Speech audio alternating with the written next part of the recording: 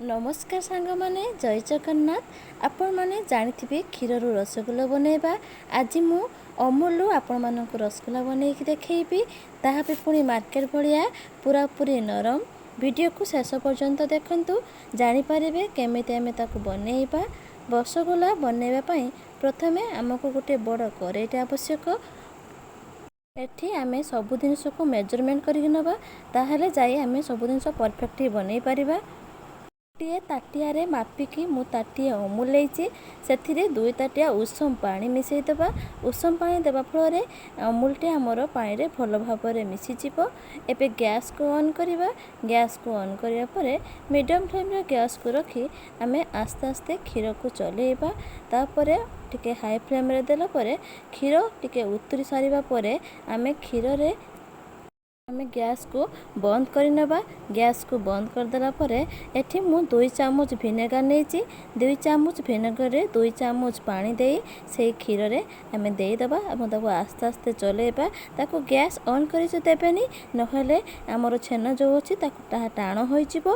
आ रसगुल्ला जमा भी नरम बनिबनी, टाण ही बनिबो। एबे हमर छेना प्रस्तुत होई गेला। देखंतु आमे एबे गोटे सफा कपड़ा नबा। एठारे गोटे सूता परिष्कार कपड़ारे नबा। सेथिरे संगे संगे छेना को छाणी नबा, नहले छेना टाण होई जिवो। आ रसगुल्ला टाण होई जिवो बोली मु आपण मानको प्रथमरु ही कहिछि। रसगुल्ला जमा भी नरम बनिबनी। छाणी सारिया परे आमे ताको ठंडा पानी रे धोई दबा, नहले जो विनेगर देइछे ताहा खट्टा लागिबो। ताकू भल भाबरे टिके धोई नबा। धोई नेला परे जे कोनसी गोटे ओजनिया जिनिस रखी ता देहरु पानी सब बाहर कर नबा। एटे छेनारू सब पानी मु बाहर कर नेछि।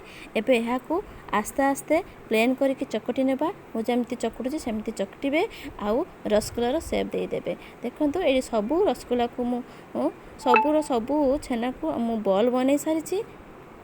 मुझे प्रथम कही रसगुल्ला बनवाई आम गोटे बड़ करेईटे नबा। से करेई रे पुणी गोटे गोटे ताटिया चीनी मुझे मापिकी नहीं। से सेम ताटिया रे मु 2 ताटिया पानी देइछि।